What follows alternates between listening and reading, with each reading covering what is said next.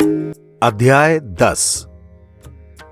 ब्रह्मा जी ने नारद जी से कहा, पुत्र, अब मैं सोमवार के व्रत की महिमा का वर्णन करता हूं। सोमवार के व्रत को सभी स्त्री पुरुष कर सकते हैं। सोमवार का व्रत करोड़ों जन्मों के पापों को नष्ट करता है। इसलिए प्रत्येक शिव भक्त को यह ठीक है कि वह सोमवार के दिन व्रत रखकर संध्या के समय शिव जी का पूजन कर ले। जो विधान त्रयोदशी व्रत का है वही इस सोम प्रदोष के लिए भी ठीक है। शिव जी के अलावा हे नारद, सोम शिव का भजन करने से सभी लोगों को अपने मनोरथ मिलते हैं।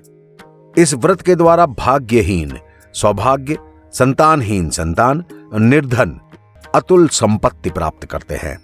विधवा स्त्री या क्वारा पुरुष भी इस व्रत को धारण कर सकता है। इस संबंध में एक इतिहास बताते हैं।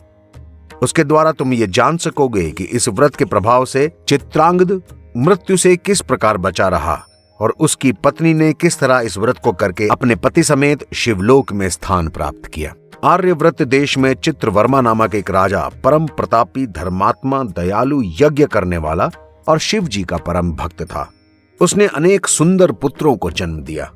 कुछ समय बाद उसके घर में एक कन्या ने जन्म लिया। वह कन्या भी परम सुंदरी थी।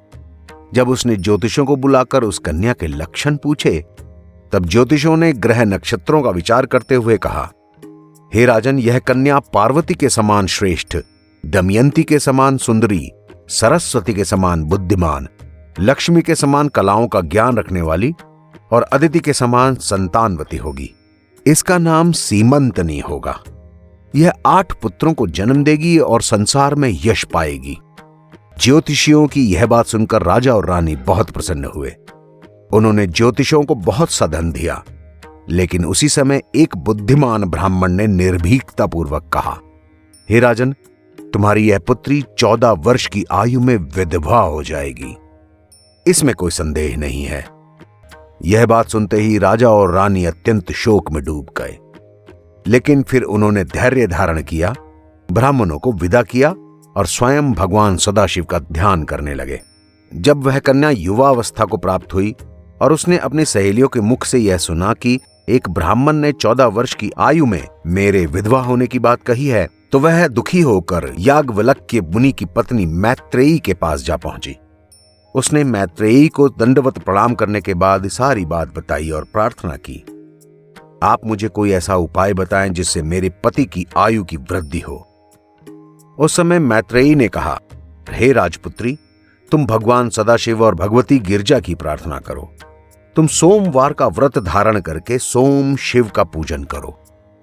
संध्या के समय श्री शिव जी के पूजन करने के बाद ब्राह्मणों को भोजन कराना, उसके बाद स्वयं भोजन करना। इस उपाय से शिव गिरजा प्रसन्न होकर तुम्हारे संकटों को दूर कर देंगे, यह विश्वास रखो। मैत्रेयी से उपदेश पाकर सीमंतनी अपने घर लौट आई और विधि पूर्वक सोमवार का व्रत करके उमा महेश्वर का पूजन करने लगी। नैषद देश के राजा नल और दमयंती के संबंध में पहले ही बताया जा चुका है। ये दोनों राजा रानी शिव जी के परम भक्त थे। उनके एक पुत्र उत्पन्न हुआ जिसका नाम इंद्रसेन था। इंद्रसेन भी अपने माता पिता की तरह ही शिव जी का परम भक्त था।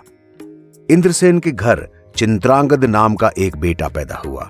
चित्रांगद चंद्रमा के समान सुंदर था, सारी विद्याओं में, कलाओं में प्रवीण और अपने पिता के समान शिव जी का परम भक्त। राजा चित्रवर्मा ने उसे सबसे योग्य देखकर अपनी पुत्री सीमंतनी का विवाह उसके साथ कर दिया। लेकिन कुछ समय बाद भाग्य के अनुसार चित्रांगद यमुना नदी में जल विहार करते हुए डूब गया। पूरा राज्य, माता पिता और सीमंतनी दुख के सागर में डूब गए। 3 साल तक विधवा अवस्था में रहकर भी सीमंतनी ने सोमवार को भगवान शिव का व्रत रखना नहीं छोड़ा। इस बीच राजा इंद्रसेन के ऊपर भी तमाम शत्रुओं ने आक्रमण किया और उनका राज्य छीन लिया। लेकिन सीमंतनी के व्रत के प्रभाव से जल में डूबा हुआ उसका पति पुनः जीवित होकर वापस आया और राजा इंद्रसेन के भी सारे शत्रुओं ने उनसे क्षमा मांगकर उनका राजपाट वापस कर दिया। भगवान सदाशिव की ऐसी कृपा देखकर सभी बहुत प्रसन्न हुए और उस दिन से सोमवार के व्रत की स्थापना हुई।